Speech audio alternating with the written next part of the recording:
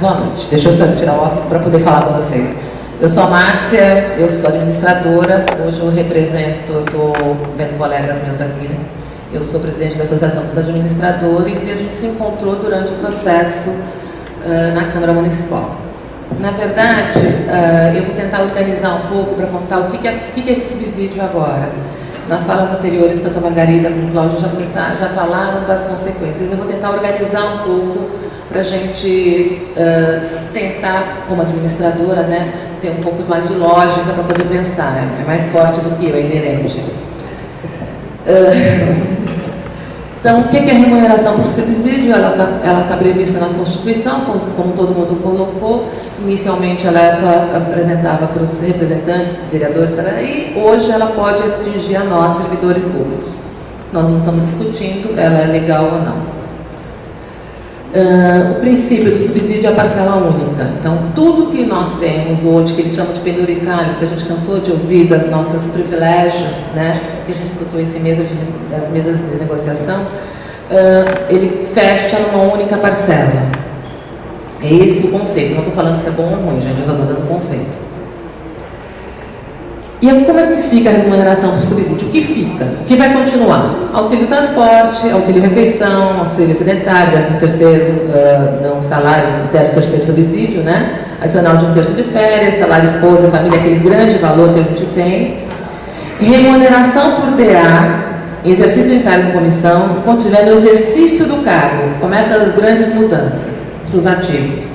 Ok, então quem está no exercício do cargo recebe. Foi exonerado, encerrou. Então, começa de novo uma matança, né? Aquela coisa desenfreada pelo cargo e todo mundo vai se sentava em cima, você vai dormir em cima, você não vai mais sair. E tem um grande agravante em relação a isso. Quanto vai te custar permanecer no cargo? Quem tem cargo em comissão sabe o que significa isso. Você não poder falar não e ter essa regra muito clara. É um jogo muito cruel em relação a quem está no exercício do cargo hoje. Abono de permanência é um direito que fica, né, para quem, porque como a atração, o processo do subsídio é para estar atraindo novos talentos, e para a gente poder continuar em função do 17, a gente vai ter que usar muito do abono de permanência, né? Nós que temos mais, que não mais quinquênios, mas agora tempo de serviço, porque a quinquênio vai acabar, né? Gratificação de acesso, gratificação de participação em órgão coletivo, isso permanece, tá? Gratificação que quase a maioria de nós, acho que não tem. Gratificação por tarefas especiais previstas nos artigos, auxílio doença, salário de esposa, como eu falei, rendimento do abono do PIS/PASEP, hora suplementar para quem tem direito, que não é o nosso caso, a não ser aqueles previstos em lei, e diárias para as viagens. O que sai do subsídio? Quais são as nossas grandes perdas? Quinquênio, sexta parte. Como diz o Cláudio, o que era o quinquênio, sexta parte? Era a retenção do servidor. Quer dizer, se você fica, você vai ficar com o tempo, você vai tendo mais experiência e você vai sendo reconhecido por isso. E diante da lei salarial, o quinquênio e sexta parte foi um dos nossos, eu não estou dizendo se foi bom ou ruim, mas foi uma das coisas que nos manteve. Foi aquele pingo que a gente foi tendo a cada 5 anos que era nosso, independia da vontade de quem estivesse no governo. Então é uma perda que a gente entende que mais tarde, infelizmente, os nossos colegas que estão chegando agora vão estar totalmente voltados somente no mundo do governo. Gratificação de gabinete incorporado, gratificação de função, acaba tudo isso. Sabe aquele DA, aquele cargo que você exerceu durante 5 anos e cada um sabe que o seu cabelo branco ficou, porque todos ficaram, quem exerceu o cargo, não existe mais. A gratificação de atividade e produtividade é gratificação? Sim. Ninguém está falando que gratificação é bom. Só que a gratificação foi o recurso que nós tivemos à época de poder lançar a mão de uma negociação. E gratificação com o subsídio, ele não pode existir. O subsídio, ele é incompatível com qualquer tipo de gratificação. Também nos trava futuramente numa negociação que, assim, não é melhor? Eu sei que não é, mas foi o que a gente conseguiu na época, que deu uma oxigenada para todo mundo quando saíram essas gratificações, né? E no nosso caso, eu acho que esse é importante colocar, ela atingiu o aposentado. E mais uma vez a gente parou de olhar o todo, e quando foi o nível médio, o nível básico, que não atingiu o aposentado, este grupo que está aqui, que é o nível universitário, não parou para pensar. E isso que o governo age com essa fatia de bolo que nós temos. Então, o nível médio e o nível básico, o aposentado teve que estar indo buscar no judiciário. E no judiciário ele está perdendo, porque gratificação por desempenho de atividade é para quem está na ativa. Esse é o princípio. E esse colega nosso perdeu essa gratificação e a gente, como a educação também perdeu as referências, né, Margarida, você sempre lembra, e a gente também não parou para olhar. E eu coloco assim, eu estou chegando há um ano e pouco, e mesmo como servidora de recursos humanos, que eu sempre trabalhei na área de RH, a gente não parou para... A gente ficou triste, né? Olha, que pena, o nível médio não ganhou. Mas a gente não parou, não se mobilizou. E eu aprendi com o vereador que está ali, falando, se vocês não pararem, fizerem barulho naquela casa, né, a gente não vai fazer nada, porque o governo trabalha exatamente com essa nossa postura, que é a postura do deixa disso, uma hora a gente consegue. Está aí. Né? O que aconteceu? A gente perde as vantagens de ordem pessoal, as VOPs, a gente perde os ganhos judiciários a partir de maio de 2014. Qualquer pessoa que fizer a opção, ela congela esses ganhos judiciários até maio de 2014. Ou isso vira um precatório, né? E aí, ou a gente faz 60 anos, ou infelizmente a gente tem uma doença para resgatar, ou você coloca no testamento dos seus filhos, né? O número do precatório, quem sabe eles vão ganhar. A gente conta que a gente está deixando uma herança para os nossos filhos. E como que fica esse subsídio na prática, né? Ele tem o tal do subsídio complementar, que é a diferença da tabela apresentada hoje com o que você ganha. Se você tiver alguma acima, você vai ter esse subsídio complementar. E ele é congelado até 2017. A tabela tem 2014, 2015 e 2016. E aquele subsídio ele fica congelado. E aí, em 2017, se a gente conseguir mudar a lei salarial, se a gente tiver algum reajuste, ele atinge o subsídio complementar, tá? Como que fica o cara em comissão? Como eu falei, ele só recebe do exercício da função. E ele pode ser incluído na contribuição previdenciária, se você quiser, por opção servidor. Só que isso você vai fazer a contribuição, você contando que você vai ficar 20 anos para poder receber pela média. Se você ficar 3 anos, põe isso na média, você contribuir e não leva nada. Então você tem que, para poder fazer essa opção, na matemática, você tem que ficar mais ou menos, você tem que ficar 20 anos nesse cargo, para isso começar a ter algum valor para você acrescentar no seu futuro subsídio. Então, assim, cuidado com essa questão, tem que fazer conta, gente. Quais as reflexões que a gente fez durante esse processo, né? E aí, eu não quero me repetir como todos. Então, assim, congelamento da tabela até 2017. A gente não combinou, mas todo mundo fala a mesma coisa. Por que será? O que nos traz tantos pontos iguais? Esse congelamento, quer dizer, a gente desconsidera qualquer coisa que aconteça no país até 2016. Se a gente tiver qualquer tipo de inflação ou hiperinflação, a gente não tem poder de negociação, não tem conversa. As perdas dos direitos, incluindo a sexta parte, a não incorporação dos cargos e a proibição de qualquer tipo de gratificação, como eu falei. Isso são questões que parecem bobas agora, podem até parecer, como a gente está falando, o subsídio, ele enche os olhos, sim, lógico que enche os olhos, ninguém está falando, todo mundo precisa de salário, remuneração. E o que eles estão apostando é exatamente nessa quebra de unidade, né?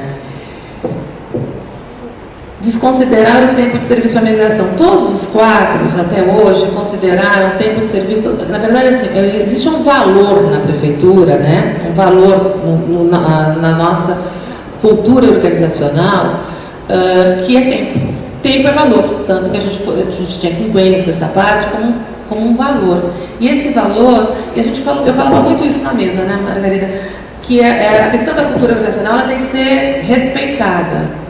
E ele foi desconsiderada de forma sem nenhum princípio.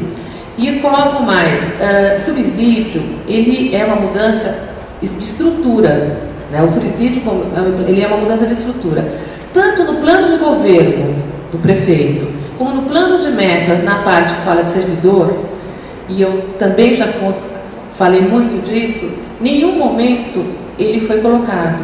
Então, a falta de transparência para lidar com nós, servidores, é muito complicada. Porque se a gente poderia até discutir subsídio, vamos começar pelo começo, vamos começar a discutir lei salarial, que aí a gente discute qual vai ser a regra da lei salarial, a gente discute como é que isso se dá e depois a gente vai discutir subsídio. Ninguém está falando que é o bicho-papão, pode até ser, mas a gente tem que começar pelo começo. O começo é a lei salarial. Não falar, olha, se vocês optarem, vocês vão ter, a gente vai discutir a lei salarial. Isso é uma inversão de valores. Agora, como a gente vem falando para todo mundo, ele está posto. Então agora, o que a gente está pensando? Uma das nossas questões foi, se ele está posto, e a gente talvez, muitos vão ter que fazer opção ou não, nós vamos judicializar isso. Eu sei que não é o melhor caminho, mas é o que a gente está entendendo, para onde a gente está indo. A gente vai tentar judicializar essas ações. Tem que olhar até 10 minutos. A primeira ação que a gente está chamando, que a gente já foi ver aí, é a questão do patrimônio funcional. Quem fizer opção e tem cargo em comissão incorporada, a gente está falando assim, subsídio, ele fala que todo mundo tem que ser remunerado pelo cargo, e todo mundo igual. Mas aquela trajetória anterior que você teve, que foram os cargos e comissões incorporados e as gratificações de gabinete, é individual. E isso a gente está chamando como conceito de patrimônio funcional. E a gente está realmente propondo essa ação, judicializando essa ação. A gente vai atrás de tentar resgatar esse direito que é o do patrimônio funcional. Uma segunda ação que a gente está tentando encaminhar é o enquadramento por tempo de serviço nas carreiras. A gente sabe que é um direito da administração, né, poder aumentar as carreiras. Sim, ela pode. Mas ela alterou a complexidade dessas carreiras para poder aumentar? Essa é a discussão. Ela aumentou só por aumentar. Então, aquele que era 13, que é S13 no final, ele não foi enquadrado, ou 10, ele não foi enquadrado por tempo, porque não mudou a complexidade das atividades dele. Então, esta é uma questão do enquadramento versus tempos versus a questão da complexidade das atividades, as competências que hoje nos exigem, ela não foi alterada.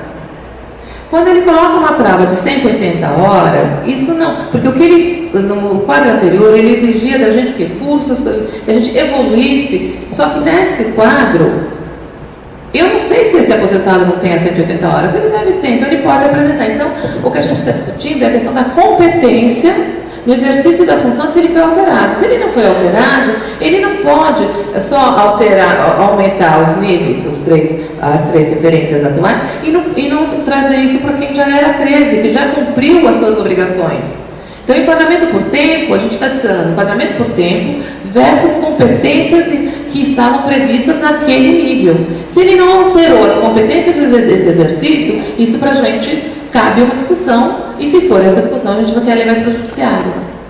Porque se eu não alterei, se eu continuo fazendo as mesmas atividades que eu exercia, o 17, onde está? No quadro, na lei, ela não descreve essas competências novas para esse novo enquadramento. Então, a gente entende que é um caminho a ser buscado.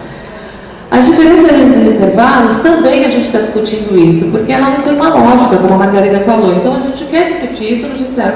Por que para ingresso vale 22%, e a pessoa que é 10%, que é onde está o pior intervalo, que é o meio, que é onde ele está com 15, 16 anos de prefeitura, ele tem um reajuste tão pouco de 2,5%, porque ali ele para de trabalhar? Então, essa discussão é uma discussão que a gente quer fazer, porque não é possível. Qual foi a lógica do tempo de você estar tendo esses grandes intervalos? É uma outra discussão que a gente também está querendo judicializar. E assim, e com essas que a gente pensou, por favor, quem tiver mais, traga, que a gente vai tentar correr atrás dessa judicialização. E a outra ação é a ação direta de inconstitucionalidade, né, que já foi falada aqui, e a gente sabe que para poder ter essa ação, a gente precisava de um patrocinador.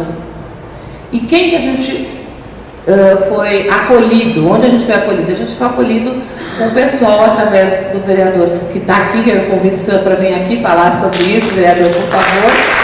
Onde a gente foi acolhido e a gente está discutindo isso no grupo de trabalho, né? O Danilo veio que ele está aqui e a gente está discutindo isso. Agora, eu acho que a gente poderia falar sobre isso num mandato que nos defendeu brilhantemente na Câmara durante todo esse processo e nos acolheu.